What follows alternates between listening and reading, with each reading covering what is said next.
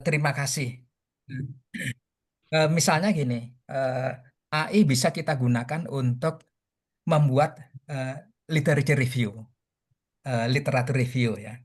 Nah, eh, ini yaitu problemnya dengan caranya kerja AI adalah kita tidak tahu cara bekerjanya. Sama seperti kalau misalnya bahkan kalau kita minta AI melakukan proses statistik pun Ya, itu tidak bisa dipakai karena kita tidak tahu bagaimana langkah-langkahnya. Nah, eh, paling yang bisa eh, kita lakukan eh, eh, itu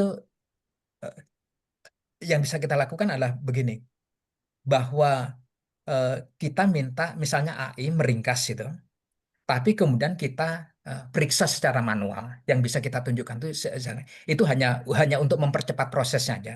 Misalnya hanya untuk mempercepat proses kita mencari apa? Misalnya gini, kalau kita punya eh, eh, di notebook LM kalau yang gratis itu kita bisa memuat katakan 50 artikel ya PDF. Nah, itu eh, apa cara yang mudah untuk mencari literatur itu sebenarnya prosesnya searching sih. Searching searching kita cari misalnya eh, cari kutipan-kutipan dari artikel ini tentang dampak disinformasi pada orang tua gitu ya. Eh, pada orang tua. Nah, itu dia akan mencari proses kutipan-kutipan itu kan di situ, tapi kan nanti bisa kita secara manual itu bisa kita cek gitu ya. Bisa kita cek. Jadi kalau kita lihat ini misalnya ya, apa namanya? eh, saya izin ini.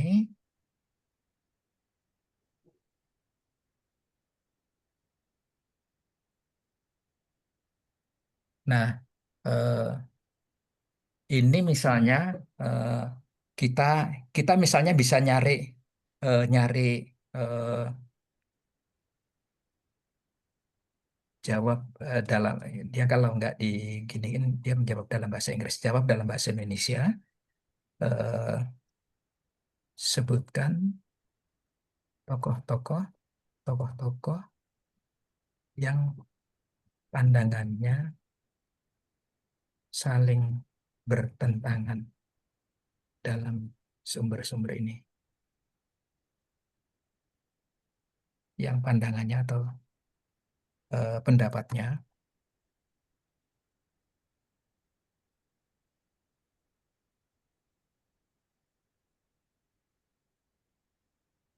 Nah, ini kita kita minta kita bisa nyari ya ini sebenarnya kalau karena sedikit ya 10 kita bisa melakukan secara manual. Nah, tapi kalau misalnya katakan 50 atau 100 gitu, kan agak susah. Nah, dari sini kita bisa memerintahkan AI untuk mencari tokoh-tokoh yang pandangannya saling bertentangan. Nah, eh, kan kita mendapatkan di sini gitu ya. Nah, tapi ini kan kita bisa ngecek apakah lewat di sini, ataupun kita buka lagi lah ininya apa artikelnya gitu ya. Nah, ini kan mempercepat proses pencarian. Eh, Kalau dalam kasus ini, kalau sifatnya tuh semantic searching, eh, saya nggak perlu disclose apa-apa karena pada akhirnya itu tanggung jawab saya. Saya menggunakan ya, AI sama seperti menggunakan search engine, sama seperti ya, menggunakan Google. Hanya proses pencariannya lebih canggih lagi gitu. Dalam hal ini eh, nggak ada yang perlu saya disclose karena ya ini sifatnya hanya hanya membantu pencarian. Memang ini apa pencariannya sangat inilah sangat canggih ya. Jadi bisa melihat pandangan yang bertentangan, pandangan yang selaras gitu ya. Tapi kalau misalnya saya memintanya adalah misalnya eh, buat kategori-kategori dari pendapat-pendapat para tokoh dalam dokumen-dokumen ini. Nah, eh, itu ya harus kita disclose gitu ya, harus kita disclose. Dan bahkan juga ini bisa dipermasalahkan karena pengkategorian oleh AI ini juga ada unsur randomnya, ada unsur probabilitasnya. Ya demikian, Pak Andi. ya. Terima kasih Pak Iqbal. Mungkin ini ya sudah jelas ya Bu Saras ya pertanyaannya. Kemudian ada pertanyaan dari Bu Kapus. Ya silakan Bu, silakan Bu Kapus. Ya boleh tanya kan ya Pak Moderator? Ya, silakan, silakan, siap. Pak Iqbal, aduh luar biasa ya. Bahkan Bapak ini ya develop tools ya buat memudahkan dalam penggunaan apa tadi yang macam-macam itu ya Pak ya supaya lebih membuat sistem. Pak, saya ada ini Pak Iqbal beberapa pertanyaan ya. Kalau tadi disebut eh, apa dia memungkinkan untuk membantu kita sebetulnya pada tahap apapun gitu ya. Misalnya di perencanaan riset, eh, mungkin buat proposal, kemudian bahkan ke instrumennya, kemudian juga menganalisis data sampai ke publikasi. Eh, saya hanya ini aja Pak, apa namanya membayangkan mungkin efeknya secara pribadi akan ada dua sisi ya, membuat kita makin pintar atau membuat kita makin malas begitu ya Pak Iqbal ya. Nah, Iya. apa namanya? Karena apa harus kita akui ya kehebatannya hasilnya AI ini emang luar biasa. Kadang-kadang bikin kita ah udahlah gitu ya diserahkan aja ke AI. Nah, saya kembali mungkin ingin bertanya lebih lanjut Pak Iqbal. Eh, Bagaimana ya kita memposisikan AI ini terhadap pengembangan diri kita gitu Pak? Mungkin tipsnya ya Pak Iqbal ya selama ini. Karena kalau misalnya kita memposisikan ini salah begitu ya, jangan-jangan malah dampaknya pada waktu tertentu tuh nanti akan secara negatif ya kita jadi tidak terlatih untuk berpikir dan lain sebagainya gitu ya. Itu mungkin Pak. Nah, yang lain adalah hubungannya dengan pertanyaan kedua ya Pak Iqbal, hubungannya dengan sistem thinking gitu ya. Jadi maksud saya gini, jadi sebetulnya posisinya seperti apa ya Pak Iqbal, AI ini sehingga kita masih bisa pede bilang bahwa oh ya AI ada keterbatasannya dan eh, apa yang kita perlukan adalah seperti apa begitu kita sebagai manusia sehingga kita bisa apa menyempurnakan hasil yang dari AI itu gitu atau kita bisa membuat hasil AI itu dengan sentuhan kita menjadi lebih baik gitu ya Pak. Apakah yang tadi mungkin nyambung ke Kampur ya, eh, pendekatan berpikirnya begitu ya, apakah kemudian kekuatan sistem thinking itu masih ada di manusia ya, sehingga informasi yang berserakan dari AI ini tetap memerlukan manusia untuk membuat nya membuat apa menggambarkannya secara holistik, misalnya ya Pak. Kemudian kita bisa memverifikasi hubungan pola, kemudian bisa juga melihat hubungannya seperti apa. Itu tuh masih manusia atau kita tuh harusnya hadir di bagian mananya gitu Pak, sehingga AI ini memang hanya sebagai asisten buat kita gitu ya. Itu mungkin Pak Iqbal ya. Jadi maksudnya saya saya tadi terpesona dengan teknis yang Bapak sampaikan sambil bertanya juga. Nah, terus di mana ya manusia gitu sehingga apa Pak, kecerdasan kita tuh masih bisa terakui gitu Pak ketika kita berhadapan dan menggunakan AI. Terima kasih Pak Iqbal. Ya, Ya, terima kasih. Ya, silakan Pak Iqbal, ada dua pertanyaan dari ya. Bu Eh, Kapus tadi. Terima kasih. Ini pertanyaan apa? eh, ini filsafat teknologi itu pertanyaannya seperti ini. Jadi kebetulan saya juga suka mendengar podcast-podcast di bidang filsafat AI atau filsafat teknologi. Memang yang dibahas hal-hal semacam ini. Nah, eh, salah satu pandangan adalah eh, AI itu dia tuh punya kan dia dilatih oleh data latih yang banyak sekali. Dia bisa menjawab segala kemungkinan. Tapi misalnya selalu ada data-data dominan gitu ya. Data-data dominan tuh misalnya kalau misalnya AI itu kita eh, minta ya sama seperti ini membuat membuat jam tangan itu dia akan banyak menunjuk jam 10 lebih 10. Atau misalnya Ya, kita suruh menggambar CEO, kebanyakan laki-laki kulit putih kalau yang CEO gitu. Ya mungkin ke depan akan banyak gambar CEO itu orang India gitu ya, karena banyaknya orang India. Jadi dia akan apa namanya probabilitasnya akan cenderung ke data-data dominan. Nah, mungkin peran kita itu adalah bahwa pertama kita punya punya sensitivitas tentang konteks, gitu. Bahwa misalnya ketika kita menggunakan AI di Indonesia, itu kalau misalnya data latihnya tuh katakanlah data latih dari Amerika, itu mungkin banyak nggak pasnya gitu dengan konteks Indonesia, karena data Ya. dominan di Indonesia itu nggak kompatibel dengan data dominan di Indonesia. Kemudian yang kedua tentang eh, peran AI. Nah, ini juga ini hal yang mungkin jawaban saya ini tidak tuntas.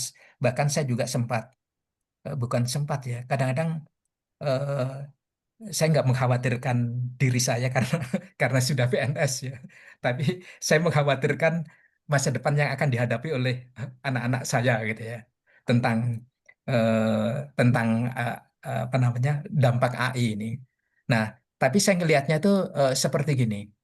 eh, tentang eh, konsep seperti masalah misalnya. Masalah. Masalah itu apa yang kita sebut masalah itu bukan konsep yang universal gitu. Tetapi konsep yang tergantung pada kita yang melihatnya. Jadi ketika AI itu kita minta menyelesaikan masalah kita gitu ya. Kita minta. Nah, masalah yang dianggap oleh setiap orang itu bisa berbeda-beda gitu. Jadi karena itu ada salah satu saya sempat mengikuti podcast ada ahli bidang pendidikan kalau dia tuh menyebut karena itu ke depan itu eh, kalau kalau AI dia tuh akan ahli dalam pengetahuan yang generik. Jadi semua pengetahuan yang secara teks tersedia AI itu akan tahu semuanya. Jadi selama dia dikasih akses AI akan tahu semuanya. Nah, eh, tetapi AI itu eh, tidak tahu tentang aspirasi dari individu per individu gitu ya, orang per orang gitu. Nah, karena itu menurut si ahli pendidik itu dia dia tuh bilang makanya pengetahuan ke depan adalah pengetahuan tentang diri kita sendiri gitu ya, tentang diri kita sendiri apa yang terbaik diri kita. Dan ketika kita mendefinisikan masalah, sebenarnya kita harus melihat apakah itu benar-benar masalah dari perspektif diri kita, dari perspektif kepentingan kita. Terus yang kedua adalah keahlian untuk apa namanya bekerja sama itu akan selalu tetap penting gitu walaupun ke depan. Eh, nah, kemudian ketika kita tahu tentang diri kita ataupun tahu tentang orang lain, yang kemudian harus kita kembangkan adalah skill untuk memformulasikan masalah dari perspektif diri kita maupun dari orang-orang di sekitar kita, eh, atau orang-orang yang bekerja sama dengan kita. Karena apa namanya eh, eh, apa yang kita sebut masalah gitu. Jadi kayak misalnya katakanlah eh, buat satu orang misalnya hidup sederhana gitu. Misalnya gini, kita menganggap ada orang-orang yang hidup itu bisa kita lihat inilah lukisan-lukisan di Perancis pada abad 19-18. Kalau kita lihat eh, itu orangnya umumnya tuh. Jadi ini juga tentang eh, katakanlah beauty standard waktu itu. Itu adalah orang-orang yang eh, eh, gemuk gitu ya. Eh, orang yang gemuk zaman dulu. Eh, bahkan kalau misalnya kalau di Indonesia orang kurus itu dianggap kurang makan segala macam. Tapi kan sekarang berubah gitu ya. Jadi eh, nilai atau standar orang tuh tentang tentang apa itu cantik itu berubah. Demikian juga tentang masalah. Kalau dulu misalnya apa namanya kita senang kalau kita banyak makan makanan berlimpah segala macam itu. Apa kalau dulu gitu ya. Tapi sekarang banyak orang harus membatasi makanan gitu ya. Eh, apa namanya terus atau misalnya tentang hubungan keluarga lah kalau misalnya di Indonesia banyak orang lebih suka kalau misalnya anak sampai usia dewasa pun juga tetap banyak banyak berurusan dengan orang tua dengan keluarganya itu tapi kalau misalnya di Barat eh, harus cepat-cepat mandiri gitu harus cepat-cepat lepas gitu ya nah konteks-konteks seperti itu nggak selalu tersimpan di AI lebih-lebih yang sangat spesifik per orang gitu ya.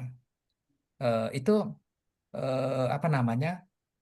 Karena itulah kemampuan memformulasikan masalah, memframing masalah sesuai dengan konteks, dengan kepentingan kita, itu tetap karena data tentang diri kita itu nggak ada di AI gitu ya. Paling Ya, ada adalah data penggunaan. Data penggunaan misalnya, oh kita sering buka buka apa itu kelihatan gitu. Tapi data tentang keseluruhan kita, apa yang terbaik buat kita, itu nggak ada di AI. Nah, di situ pentingnya mengenali diri kita. Ada salah satu hadis qudsi misalnya, eh, siapa yang mengenali dirinya adalah mengenali Tuhannya. Itu menjadi hal yang penting lagi. Eh, ya, demikian. iya. eh, saya kurang tahu apakah cukup menjawab apa enggak. Memang itu eh, eh, topik yang banyak didiskusikan di podcast-podcast filsafat teknologi misalnya. Terima kasih Pak Iqbal. Dan saya tangkap itu Bu Kapus, apa ada tambahan? Kalau saya tangkap tadi ada dua hal ya, satu konteks, Iya. yang kedua framing tetap dari peneliti. Saya tangkap dari penjelasan Pak Iqbal secara singkat tadi. Ya, Hmm. terima kasih Pak Iqbal menjawab Pak. Jadi tetap ya Pak, misalnya kalau kita naikkan ke riset kita misalnya ya Pak, kita bicara lokusnya desa misalnya, bahwa Hmm. karakteristik desa itu kita yang tahu dan yang bisa memberikan apa-apa pengayaan terhadap hasil CAI itu tetap dari kita sebagai perisetnya ya, mungkin begitu ya Pak memposisikannya ya.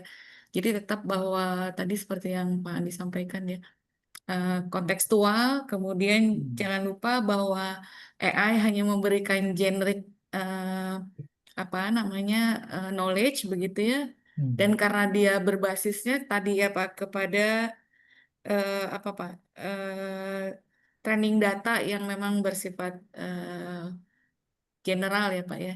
Jadi Iya. bagus Pak. Apa maksudnya saya terima kasih banyak Pak. Saya dapat pencerahan yang sangat filosofis begitu ya. Jadi bahwa ya tetap saja bahwa kita memposisikan diri sebagai apa eh, periset yang bisa menyempurnakan mungkin ya apa yang sudah diberikan AI dengan menambahkan tadi kontekstual tadi ya. Terima kasih Pak Iqbal.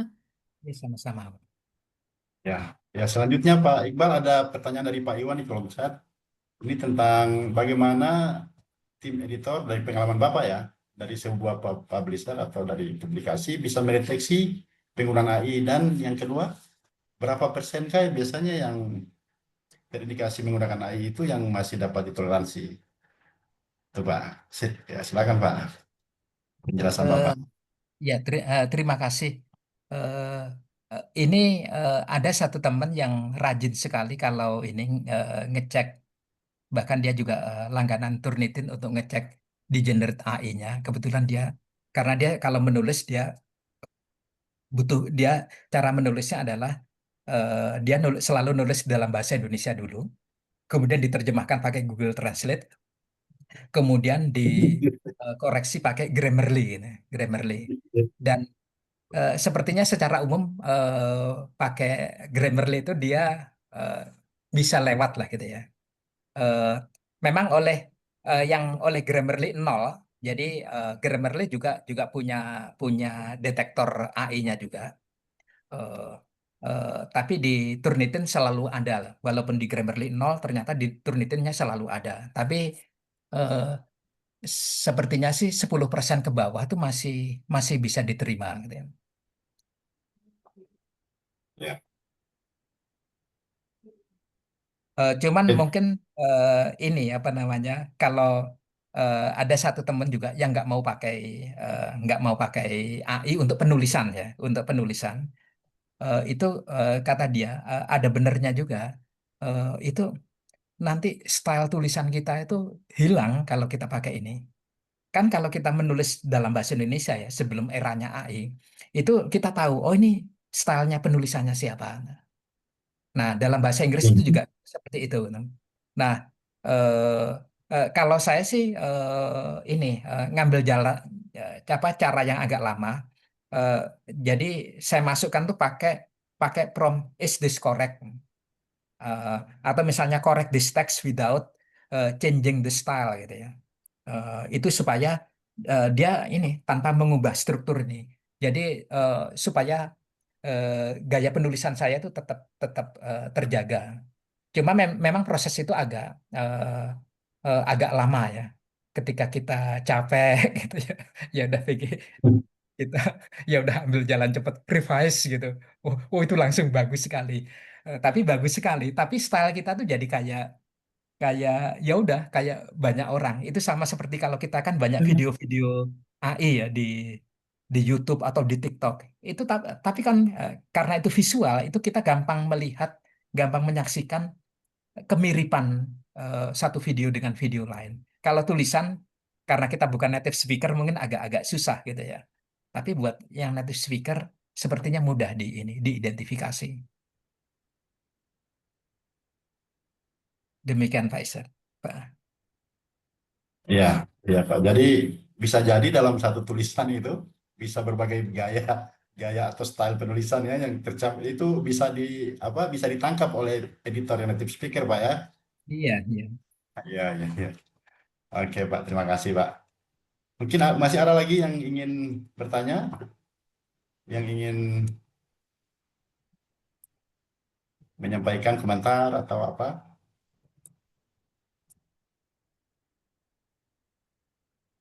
Sudah. Oke. Oke Pak. Ini yang saya ingin tanyakan Pak ini karena sudah mungkin belum ada pertanyaan. Saya ingin bertanya Pak, ini kaitannya dengan BRIN Pak, yang saya tahu Bapak. Hmm. Iya, Nah, seperti apa Pak yang pengaturan etika penulisan ini dengan BRIN Komisi Etik Pak? Ya silakan Pak yang tentang penggunaan AI seperti ini. iya. Eh, Kalau penggunaan AI itu untuk semantic searching, itu nggak ada masalah. Jadi semantic searching di mana-mana pun nggak ada masalah karena tanggung jawabnya pada akhirnya itu kita. Jadi yang saya maksud semantic searching itu seperti tadi. Jadi eh, kan kalau kita searching di PDF biasa, kan kita pencariannya itu adalah persis dengan kata misalnya cari misalnya eh, ideologi gitu ya. Ya udah akan nyari kata teks ideologi. Eh, itu kan kita nggak perlu melaporkan apapun kan ke ini. Tapi kalau kita pakai semantic searching, eh, kalau misalnya apa namanya eh, kata ideologi itu misalnya public perspective atau public view itu bisa muncul juga gitu ya. Bisa muncul juga. Nah, tapi itu kan apa namanya eh, untuk kasus seperti itu nggak ada masalah. Nah, mungkin yang jadi masalah itu kalau kita misalnya melakukan pengkategorian. Pengkategorian itu misalnya kita punya eh, data yang banyak.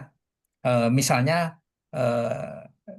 seperti tadi itu saya data Scopus itu tidak pakai Fast Viewer, langsung pakai ChatGPT atau pakai Grok ya, pakai Grok tadi. Itu saya minta tentukan kategori tema-tema apa eh, dari artikel-artikel yang ada di file CSV dari file Scopus ini. Nah, dia lakukanlah pengkategorian itu. Nah, itu karena algoritmanya atau cara kerjanya itu tidak tidak diketahui, jadi ada isu transparan dalam ini. Nah, itu banyak editor nggak mau nerima itu. Walaupun kita disclose, nggak mau juga gitu.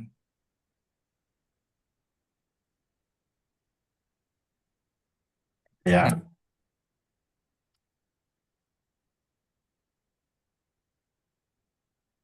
Ya, ya, ya terima kasih Pak. Sudah masih ada tambahan lagi Pak?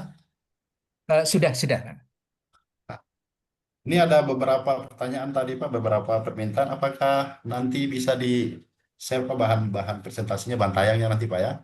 Oh ya, ya, ya, Ya. nanti saya. Oke. Mungkin sangat teknis ya, jadi mungkin masih ada yang ingin bertanya di dalam webinar ini kesempatan. Andi, si Herlina, Pak. Oh ya silakan Berlina silakan. Pak Iqbal, terima kasih untuk presentasinya.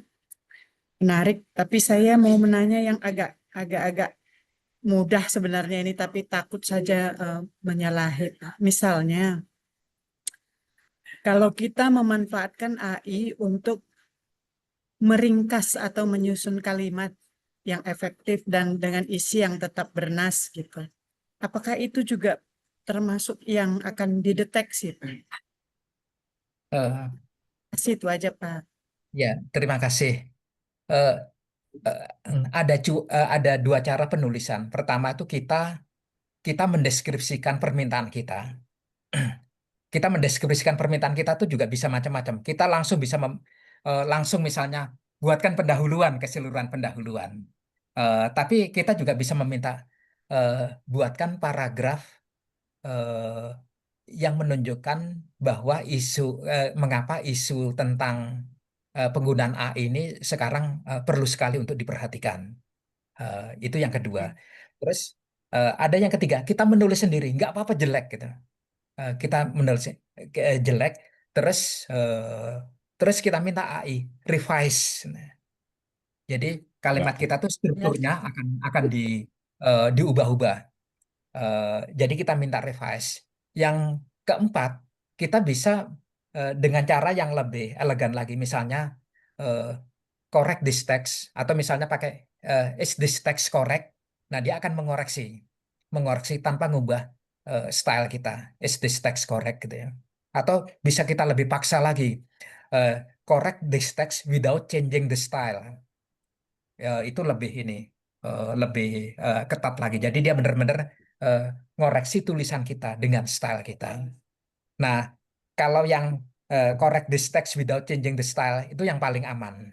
Nah, kalau yang lainnya itu berisiko, nah, semuanya berisiko. Lebih-lebih yang misalnya kita minta misalnya eh, buat paragraf tentang misalnya pentingnya konektivitas di pedesaan di Sumbawa di mana infrastrukturnya gini-gini gini gitu ya. Nah, tapi kita minta seluruh introduction. Nah, ini sangat berisiko gitu ya.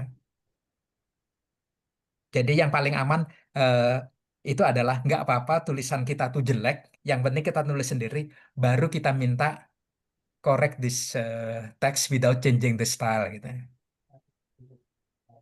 ya. Sudah kita framing dulu Pak ya, sudah kita buat dulu ya. Ya, terima kasih, Pak. Sama-sama, Bu. Tanpa mengubah itu tadi Pak ya, tanpa mengubah stylenya ya, style Iya, tulisan kayak iya, tulisan kita. iya. Oke. Ya, masih ada lagi Bapak Ibu? Oh, ini ada. Oh ini ada dari Pak Risyanto ya. Saya bacakan aja. Jika pada akhirnya sebuah output tulisan terdeteksi menggunakan AI dan akhirnya tidak diterima atau ditolak, bukankah hal ini berarti telah membuang-buang waktu dan tenaga pikiran? Mohon tanggapannya. Mohon ini kita tanggapannya Pak. Silakan Eh, Pak. ya, terima kasih. Nah, kebetulan apa namanya? eh, s- saya tuh ada eh, saya tuh dulu sama Kang Purnama itu berada di satu pusris yang sama, namanya tuh Papiptek. Eh, ya Pusat Penelitian Kebijakan IPTEK lah, Kebijakan dan Manajemen IPTEK. Nah, cuman karena minat saya lebih ke cultural studies, itu akhirnya saya pindah ke Pusat Riset Masyarakat dan Budaya pada 2020. Nah, cuman itu saya merasa, jadi sejak 2017 itu saya merasa, kan saya sudah lama di sini, saya pengen bikin karya yang eh, cukup berarti, gitu lah, cukup berarti. Nah, itu eh, tulisannya tuh mungkin tulisan tersebut itu sampai sekarang sudah ditolak 7 kali, 7 kali atau lebih gitu ya, 7 kali atau lebih. Nah, apa namanya? Cuman saya nggak kapok apa namanya. Ya kadang-kadang ini kayak sekarang tuh biasanya kalau ditolak tuh saya shock dulu gitu. Jadi butuh waktu dulu untuk healing gitu ya, untuk healing. Nah nanti kalau ini saya coba lagi. Eh, itu sebenarnya bidang yang sudah nggak saya minati. Cuman saya penasaran tuh karena saya kan di Papite itu tadi sudah lama tuh. Kenapa sih nggak ada artikel yang cukup ini, yang bisa cukup kuat lah untuk diterbitkan. Nah, eh, eh, sama ini juga semakin semakin ke sini juga setelah membaca-baca eh, itu saya lihat beberapa penulis yang kemudian saya perhatikan yang tulisannya sangat berpengaruh. Itu kalau kita lihat mereka tuh sangat fokus sekali, fokus sekali. Nah, itu juga jadi kemudian kayaknya saya harus nyontoh seperti itu. Selama ini itu saya gampang sekali loncat dari satu penelitian ke penelitian lain. Nah, sekarang ini saya coba membatasi. Jadi kadang-kadang apa namanya diajak teman, enggak kalau topiknya enggak pas itu eh, eh, apa saya nggak mau karena yang capek itu membacanya, menekuni lagi literatur-literatur di hal yang baru itu sulit sekali. Jadi kadang-kadang iya apa namanya eh, kalau kita menekuni satu hal dengan cukup yang panjang, kita juga terminologinya juga akan lebih kenal. Menulisnya itu juga lebih mudah apa namanya karena terminologinya itu juga kenal. Kita apa namanya? eh, nah, kalau kita yaitu eh, apa namanya? Kalau kita pindah-pindah bidang, mungkin ya itu cara cepat misalnya dengan menggunakan AI. Tapi ya itu AI itu tidak bisa menyelamatkan kita dari eh, kedangkalan pemahaman kita juga gitu ya. Eh, jadi ya itu kita harus mulai belajar fokus itu kalau ini ya apa dalam pandangan saya. Ini sih saya kurang tahu apakah menjawab apa enggak gitu. Ya. Ya, ya. In- Intinya terus ini Pak ya, terus diperbaiki, terus dipelajari Pak ya, Iya, walaupun iya. banyak ditolak ya. Iya, nah Tidak fokus tidak itu, ada tidak ada hmm, yang sia-sia ya. iya, fokus Ya. itu penting. Kalau kita lihat beberapa penulis hebat yang tadi saya lihat apa namanya Herbert Simon dan Oliver Williamson itu eh, eh, dengan fast viewer tuh bisa dilakukan itu. Orang-orang eh, yang berkecimpung pada hal-hal yang sangat fokus, dia tuh bisa memanfaatkan bacaannya itu untuk berbagai artikel, untuk banyak artikel.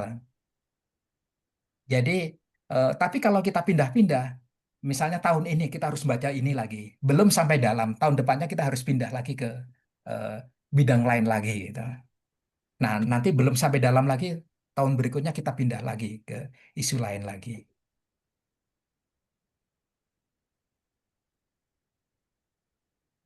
Ya, saya kira terjawab ya pertanyaan Pak Risyanto tadi ya.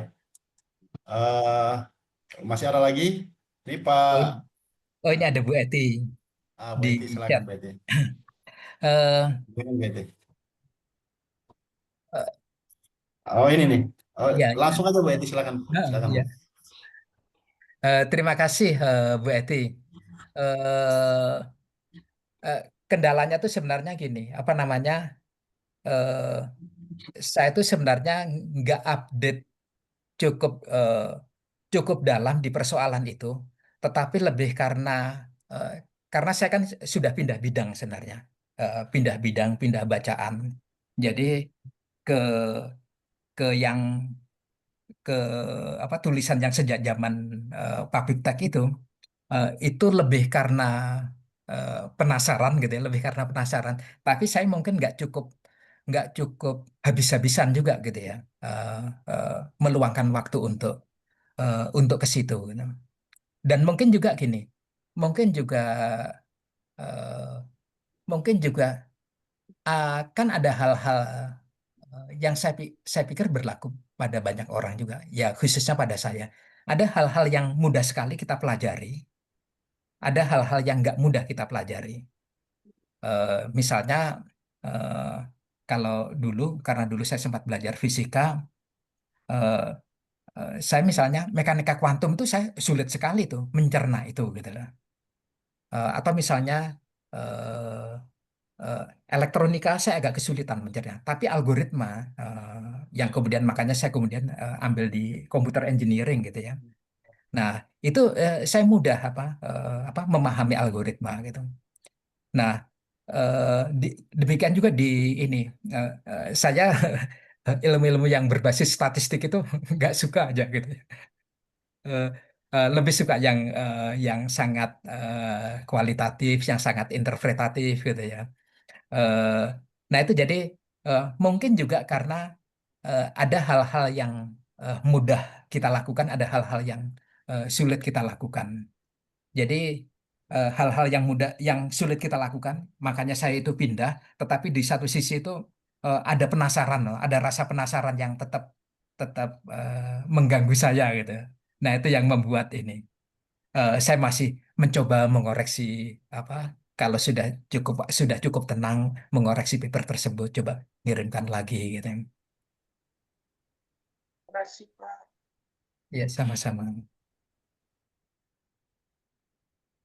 Masih ada lagi nih Pak Pak Samsul mungkin mau mau bertanya. Biasanya Pak Samsul selalu bertanya. Oh itu Pak Risyanto, ada yang resen. Oh silakan silakan Pak Uparis. Silakan Pak. Audionya belum diaktifkan Pak. Iya, ya. Eh, Ya ya. dengar ya Pak Andi ya. Jadi gini, Dengar Pak. eh sa- saya mengikuti tadi ya uraian Pak Iqbal, terima kasih. Jadi begini, saya jadi berpikir apakah ada pernah ada sebuah penelitian gini, ketika kita sudah tahu atau mungkin ya mungkin eh, akan terjadi bahwa tulisan kita pada akhirnya itu ketika kita menggunakan AI dan kita kurang cermat gitu kan, kemudian terdeteksi, toh ujungnya ditolak kan kira-kira begitu. Hmm, Nah, hmm.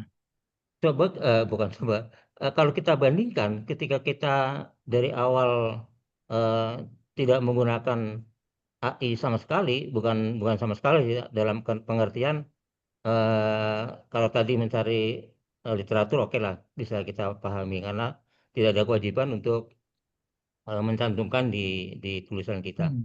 Nah, menurut saya, apakah sudah pernah diperbandingkan antara kebutuhan waktu dan tenaga, ya kan, yang kita lurus-lurus saja tidak menggunakan AI, eh, kemudian dibandingkan dengan ketika kita menggunakan AI tapi ujungnya adalah ditolak, itu itu bagaimana itu? Jadi, toh akhirnya ujungnya rugi juga kalau kalau kita apa detektor dari AI kan sekarang udah para reviewer itu udah canggih-canggih kan seperti itu. Hmm, Itu Pak hmm. maksudnya Pak.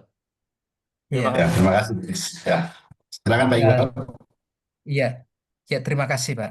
Eh, ini juga apa sempat ada book chapter saya itu oleh editornya tuh ditunjukkan data Turnitinnya gitu. Hmm. Apa namanya? Ya saya juga menggunakan AI untuk ya itu yang cuman ini. Tapi kok ternyata kok ketangkep juga gitu kan. Ketangkep Ya, juga. ya. Tapi untungnya dia hanya ngasih di beberapa paragraf saya. Saya lupa 3 paragraf atau 4 paragraf gitu ya. Jadi apa namanya? Akhirnya ya udah saya coba tulis sendiri. Tapi ketika nulis itu ya itu gara-gara sering juga apa bekerja sama dengan teman yang biasa nulis eh, pakai AI juga. Itu itu tuh kadang-kadang saya juga curiga dengan tulisan saya sendiri. Ini memang saya eh, mengkompos kalimatnya sendiri. Tapi apa eh, jangan-jangan stylenya tuh saya sudah terpengaruh stylenya ChatGPT juga. Jangan-jangan bisa ini. Nah, itu memang lumayan lumayan struggle juga gitu loh. Jadi untuk beberapa lama saya mencoba nggak menggunakan ChatGPT supaya bahasanya nggak nggak nggak mengenal dari kita. Terus juga bahasanya tuh saya coba kebetulan kalau di bidang cultural studies itu eh, bahasanya tuh relatif lebih longgar kayak esai di koran lah kayak esai di koran jadi lebih longgar. Nah itu kemudian eh, bahasanya ya udah lebih saya bikin agak-agak agak informal gitu karena kalau di cultural studies relatif toleran terhadap terhadap itu. Dan kadang-kadang ya itu karena keseringan apa namanya untuk hal-hal lain itu pakai ChatGPT itu saya juga sempat khawatir juga gitu ya. Jadi kadang-kadang ada unsur apa ini harus saya jelek-jelekan gitu ya biar nggak dicurigai gitu, nggak dicurigai. Iya Eh, sih. ya ya ya alhamdulillah bisa ini apa namanya bisa lolos gitu. Ya itu memang apa struggle-nya itu seperti itu. Tapi mungkin kalau di ini eh, di cultural studies itu mungkin enaknya itu eh, artikel tuh ini mirip essay lah gitu ya. Jadi kita bisa Ya, ya, bisa lebih leluasa. ya. Ya, ya, terima kasih Pak Iqbal atas penjelasan. Ya, terima kasih Pak Iqbal. Ya, Ya, Sama-sama. mungkin kita masih punya waktu sekitar 5 menit. Kalau masih ada yang ingin bertanya, dipersilahkan. Bisa satu Pak Ishak. Ya, silakan. Silakan Pak Tonto. Makasih Pak Iqbal. Kami kan ini periset ilmu sosial, terutama antropologi itu paling tepat selalu menggunakan data kualitatif, penelitian pendekatan kualitatif. Nah sekarang itu ketika melakukan penelitian dan melakukan pendekatan kualitatif, tentu data-data lapangan itu kita melalui wawancara, terutama yang paling banyak itu wawancara, termasuk apa namanya eh, ini pengamatan. Nah sekarang bagaimana dengan data-data lapangan itu yang ditemukan melalui kualitatif pengamatan wawancara dan pengamatan itu disinkronkan dengan menggunakan ini AI. Nah kadang kan ketika kami temukan di lapangan bahwa masyarakat ini si A begini hasilnya. Bagaimana mensinkronkan dengan temuan AI yang boleh dikatakan itu saya nggak tahu bagaimana itu AI menemukan masalah-masalah di lapangan terkait dengan apa yang dilakukan masyarakat. Maksudnya bagaimana mensinkronkan temuan kami di lapangan yang mengatakan A, sedangkan AI kira-kira menjawab sebagaimana. Saya kira itu Pak Iqbal. Eh, Ya, silakan. ya terima kasih Pak. Eh, saya kira eh, kita nggak harus selalu mengikuti AI. Lebih-lebih kalau kita mencari data di lapangan. Itu AI itu hanya melihat pattern dari teks. Sementara kalau kita ke lapangan, kita tuh bisa ngelihat konteksnya. Misalnya gini, ketika kita wawancara dengan orang, kita tahu lah apa namanya. Misalnya kalau dilihat dari teksnya, ada si A misalnya, omongannya tuh kelihatannya selalu gede gitu ya, selalu gede. Sementara si B itu omongannya tuh lebih lebih low profile. Tapi kita tahu dari apa yang kita saksikan, sebenarnya si B itu lebih ini gitu ya daripada si A. Nah, kalau kita hanya melihat teksnya ya dari rekamannya, oh kelihatannya si A itu wah gitu. Tapi kalau kita yang menyaksikan sendiri di lapangan kan enggak gitu. Jadi dalam hal ini ya kita jangan ngikutin AI-nya yang hanya semata-mata mengandalkan teks, tapi kan kita menyaksikan langsung, kita melihat tindakan orang, kita ngelihat interaksi orang tersebut dengan yang lain.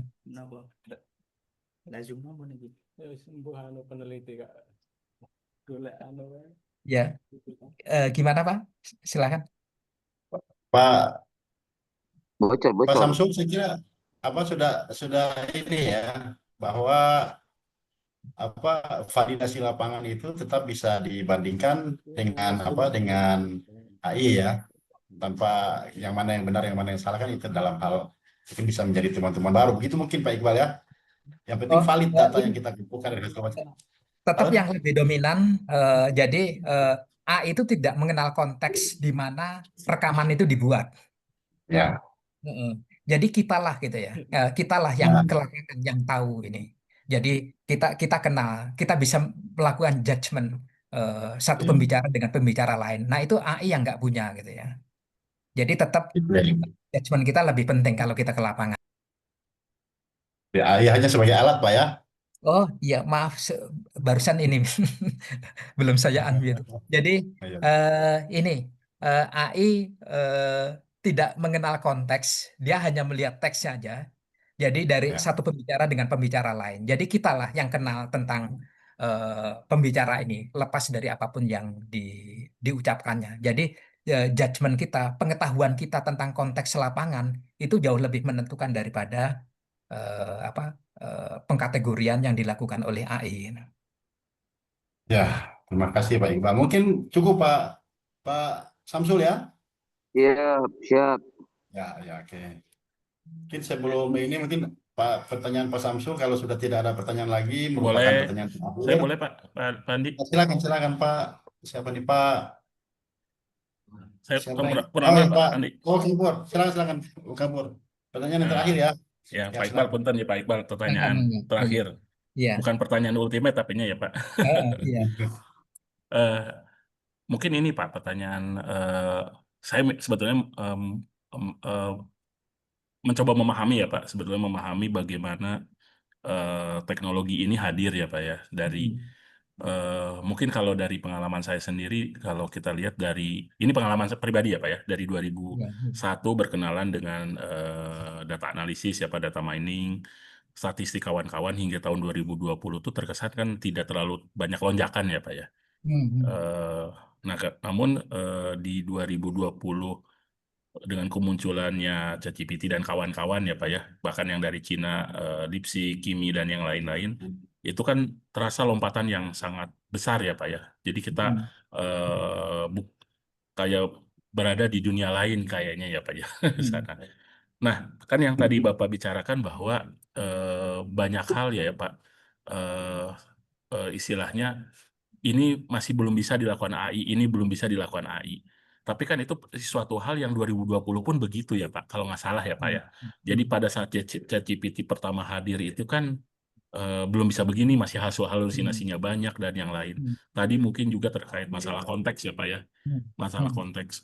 Apalagi kalau sekarang mungkin ada era sekarang kan multi agent ya Pak, MCP ya Pak, yang menghadirkan bahwa generatif AI itu bisa hidup jauh lebih dari bayangan manusia yang kita bayangkan ya Pak.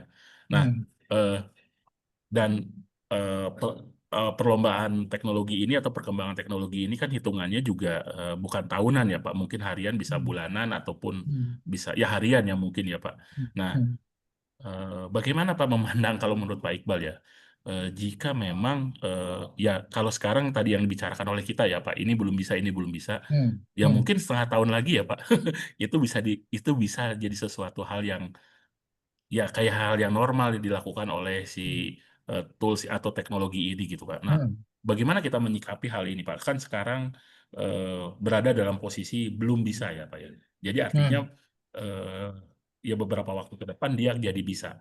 Dan akan ada hal-hal yang lain yang kita bayangkan sekarang tidak bisa, nanti jadi bisa ya Pak ya.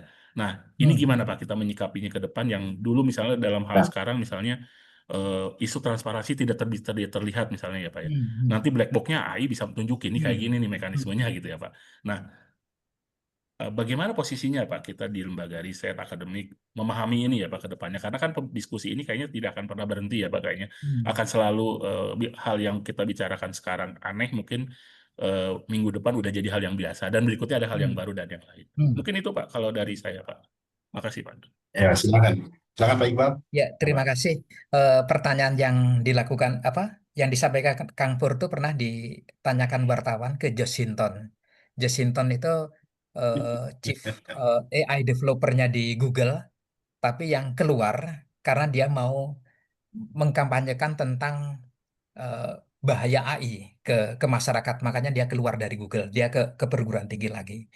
Nah, jadi dia kebalikannya sama Demis Hasabi. Nah, cuman Jacinton juga dapat dapat Nobel Fisika atas kontribusinya di AI. Nah, eh, ketika wartawan menanyakan itu tuh, gimana masa depan riset akademik? Gitu. Kata dia, oh nanti riset itu akan tetap ada riset yang dilakukan eh, oleh orang. eh, Jumlah yang melakukannya tuh sedikit, tapi hanya riset-riset yang orisinil gitu. Yang benar-benar orisinil gitu. Karena yang sifatnya generik mungkin ya udah kayak misalnya bibliometrik. Kan sekarang banyak paper-paper bibliometrik.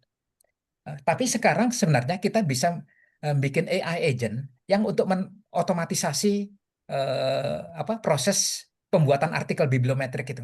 Kita tinggal memasukkan ya udah satu kata tertentu misalnya disinformasi.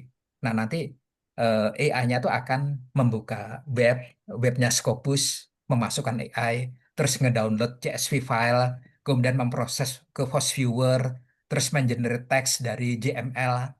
Nah, itu eh, jadi kalau bibliometrik itu nanti sudah bukan lagi riset yang dilakukan orang. itu sudah diotomatisasi. Nah, sebenarnya teman-teman di pustakawan itu juga eh, kadang-kadang dimintain bibliometrik tentang satu hal, eh, mereka tanpa ngerti ininya, jadi bekerjanya seperti komputer sebenarnya. Bibliometrik tentang apa? Ya udah tinggal masukkan aja. Jadi sangat mekanis walaupun yang melakukannya orang, dan ini sekarang bisa diotomatisasi. Nah, yaitu kata Josh Hinton, ya nanti yang melakukan riset itu akan sedikit, tapi akan sangat menarik. Jadi karena harus yang orisinal sekali. Nah, tapi kan buat kita, karena kita sudah jadi PNS, aman lah gitu ya. Nah, mungkin memang generasi ke depan itu tantangannya tuh berat karena ada AI ini. Demikian, eh, Kang Pur sama Pak Andi. Ya, terima kasih Nuhun, Pak. Kang Pur, terima kasih Pak Iqbal atas diskusinya. Saya ini masih tetap menarik, tapi kalau kita melanjutkan bisa sampai jam berapa kan? Karena akan selalu menarikkan sesuatu yang baru, yang bagi saya juga sangat baru. Saya tidak ingin menyimpulkan, tapi pernyataan saya luar biasa informasi yang diberikan. Untuk itu sebelum kita tutup, mungkin dari Bu Kapus ada closing statement. Silakan Bu, silakan Bu. Eh, Ucapan terima kasih saja Pak Iqbal atas sharing knowledge-nya pada siang hari ini. Dan mungkin Pak Andi, sesi yang 2 jam ini tidak cukup ya menjawab Tidak cukup. segala pertanyaan kita gitu. Tetapi Pak Iqbal yang pasti adalah bahwa presentasi Bapak hari ini membangkitkan semangat untuk tahu lebih banyak dan semakin berhati-hati mungkin ke depannya dalam menggunakan AI ini. Sekali lagi terima kasih banyak Pak Iqbal, dan mudah-mudahan kita semua semangat ya teman-teman untuk mengoptimalkan perkembangan teknologi untuk memudahkan kita dalam bekerja. Demikian Bapak Ibu, terima kasih. Ya, terima Terima kasih. kasih Bu. Ya, demikian rangkaian webinar kita pada hari ini. Saya sebagai moderator mengucapkan terima kasih banyak atas partisipasi yang kehadiran sampai masih ada 71 orang. Kemudian mohon maaf kalau ada yang kurang berkenan. Terima kasih sekali lagi ke Pak Iqbal. Akhirnya kita tutup sama-sama dengan Mohon Pak, kita Assalamualaikum mohon warahmatullahi Pak Andi, wabarakatuh. Ya, kita foto dulu, foto. Oh ya, Pak. silakan. Ya, Silakan Mbak Ririn, foto. baik, terima kasih Bapak Ibu. Kita foto dulu ya. Sebentar Pak. Tolong dinyalakan kameranya ya Bapak Ibu ya. Baik, di slide pertama senyum. 1, 2, 3.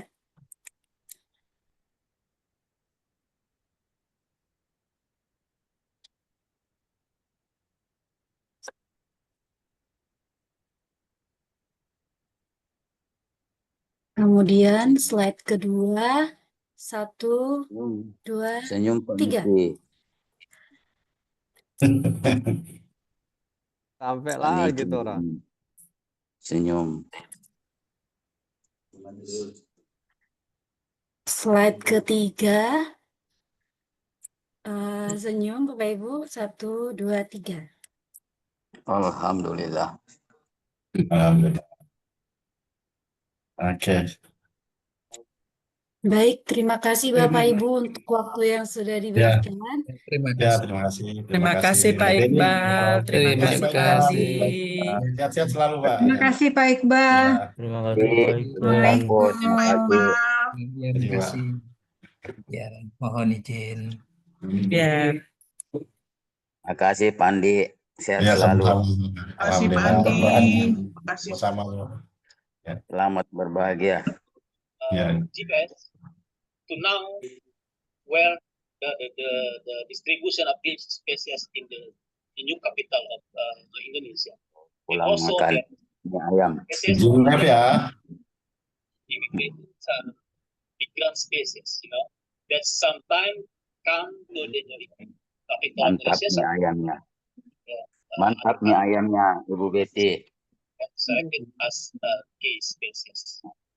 So this third step, I think, is enough to make this